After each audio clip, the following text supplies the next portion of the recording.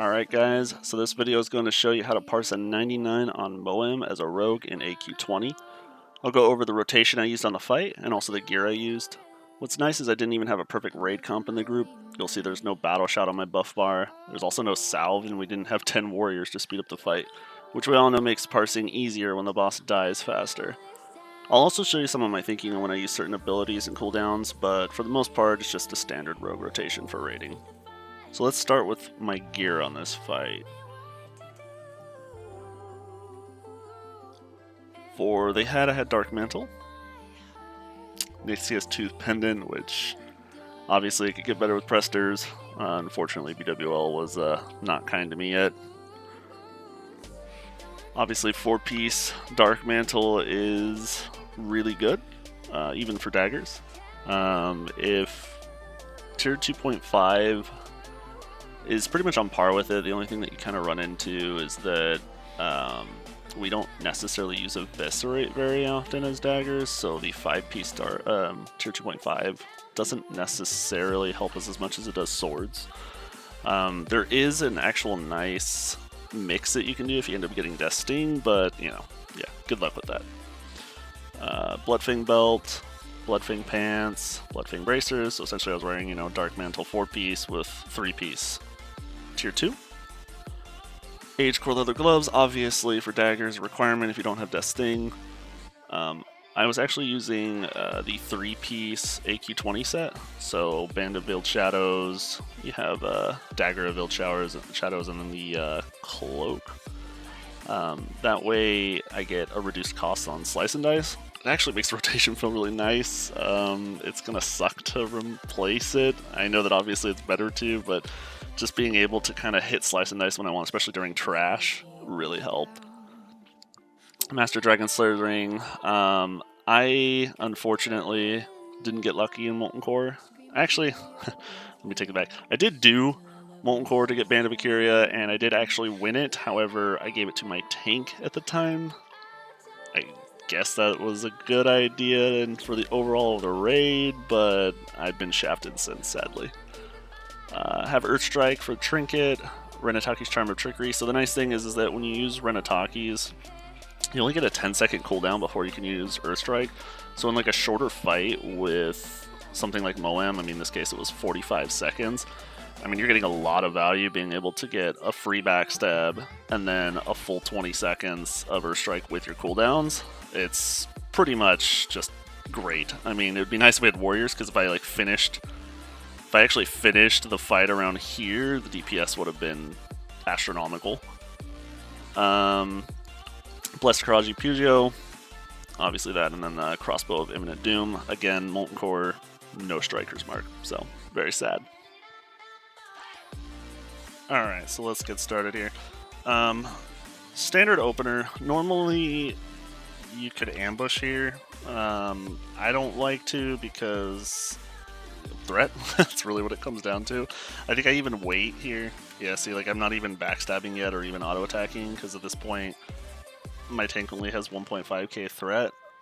I know that one backstab crit, especially an ambush crit, would easily end up in me pulling and probably dying, so I play it safe. Normal cases, if you have like a really good tank, you shouldn't have to do this, and it should make parsing a lot easier for you. So if you have a really good tank, awesome.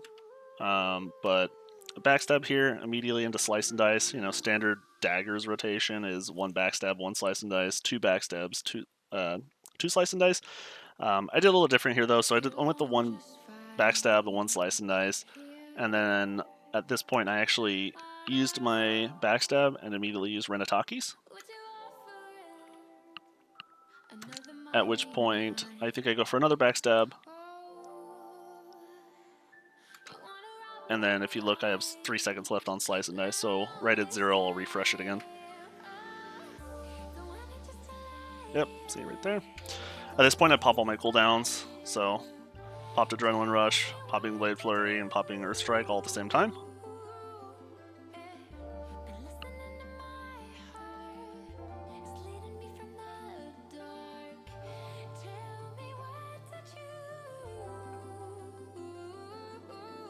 So right here, I made a mistake. A better rotation would have been to actually just pull energy, wait until this got to 0, and slice and dice at a 5 combo point. I didn't really know how fast we were going to kill this, which in this case we actually killed it pretty slow, or else I probably would have done that. So in this particular situation, it was a mistake. I actually eviscerated. I should have just pulled energy and slice and dice, but it is what it is. I end up eviscerating here. I Thistle Tea'd right after again, so what I should have done is done the slice and dice to full. Pretty much got my energy down to 0 and then Thistle Tea'd. In this case, I actually wasted 20 energy of Thistle Tea. Again, not the best play, but wasn't terrible. At which point I think I've refreshed Slice and Dice here, yeah. So 2 combo points. So as you notice, Moam's mana is starting to get pretty high here. It's actually full now. What ends up happening when he gets full mana is he releases like a arcane explosion that actually knocks everyone back and does a ton of damage. I mean, generally if you're not fully roll buffed, you're gonna die from that damage. Actually, I think one of our tanks actually dies from this. But if you're good enough, there is a way, and you can do this with a lot of different abilities in raids, by the way. It's not just this boss. But notice how the second that I see the arcane explosion even pop out, I vanish. So if you vanish within the time of damage, you have kind of a invulnerability state for like a second or so. In this case, it doesn't knock me back, and it does no damage. In this case, usually I would start my auto attack, but I didn't because my tank got knocked back, so I actually just wait for the energy to ambush. So I actually hit like a fat ambush crit with no battle shout. I mean, this thing would have been like a 3k plus ambush crit if I had battle shout. In this case, because I hit so high, I actually hit evasion right away. Yeah, see, so just in case the boss turns around to try and smack me. I don't know if he actually went for me here. I can't really tell who he went to attack, but either way, I had evasion up just in case. Tank taunts.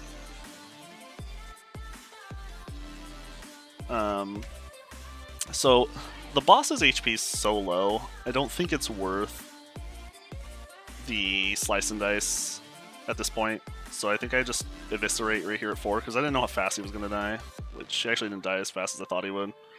But again, 4 combo points. I got an energy tick from Relentless, which is nice. Go back in, get one last backstab crit, and end the fight with 982 DPS. I think the logs I sent that I showed you guys with my gear was actually wrong. I think that was a different a different part, but it was the same gear either way. But other than that, if you have any questions or comments, just let me know down below so I can answer them. And thanks for watching, guys.